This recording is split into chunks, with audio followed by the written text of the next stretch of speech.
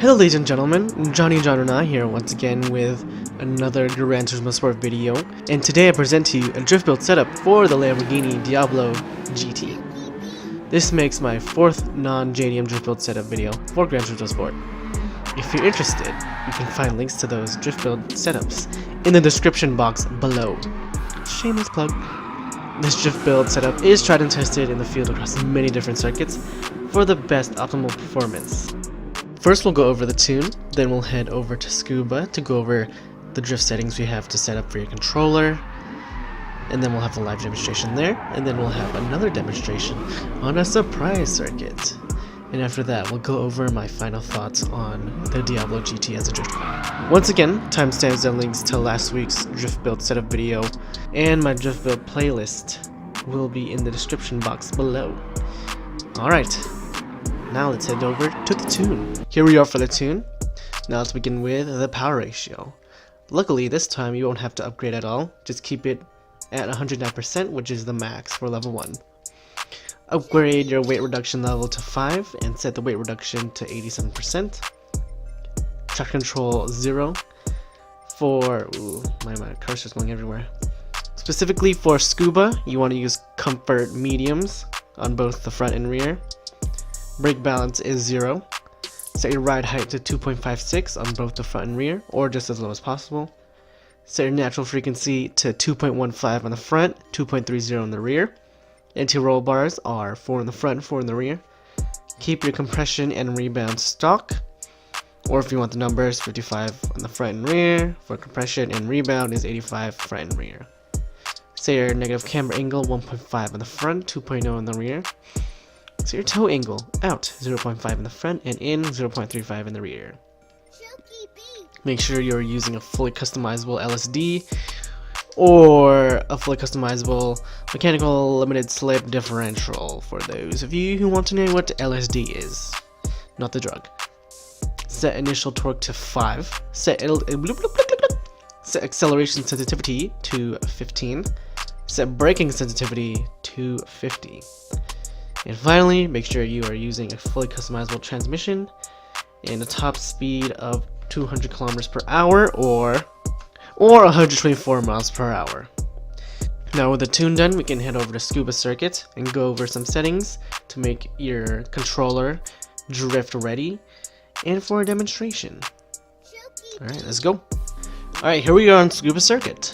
And before we can begin drifting our $300,000 Diablo GT, not adjusted for inflation by the way, we must go over to the driving options and set some settings up to be drift spec. That was quite the sentence, I know.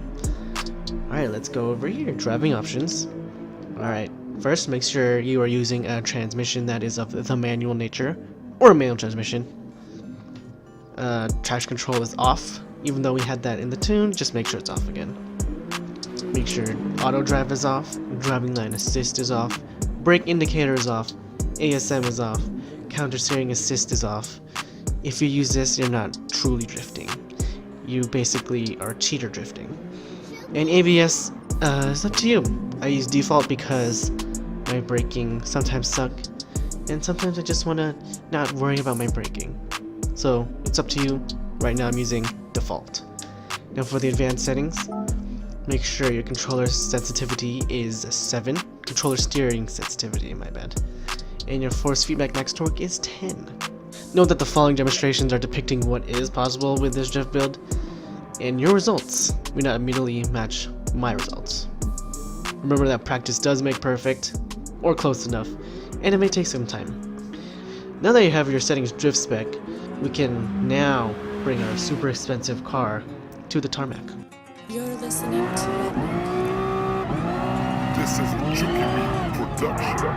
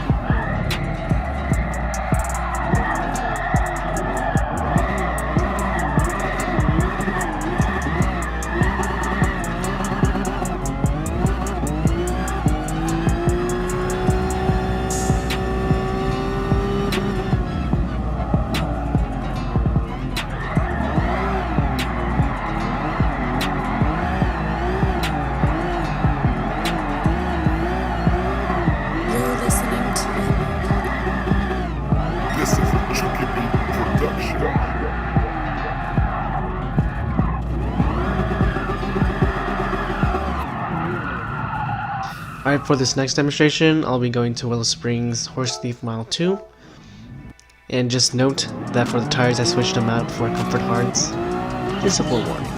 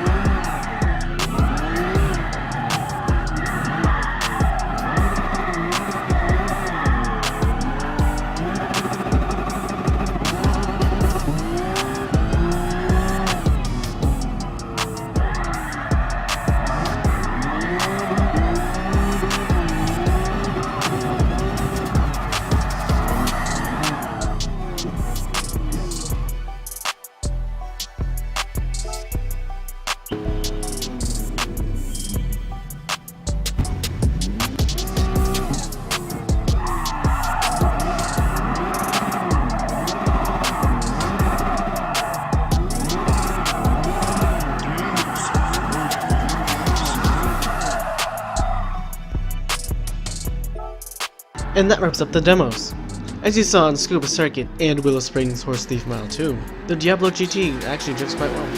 Since it's very easy to handle and difficult to oversteer. I've yet to see how it handles in online play and tandems, but based on experience, it should hold its own. It seems that all the MR cars I try to drift end up being really great drift cars. A little pat on the back for me. Now, would I recommend this car as a drift car? For the price? No, it actually costs 300,000 credits in-game!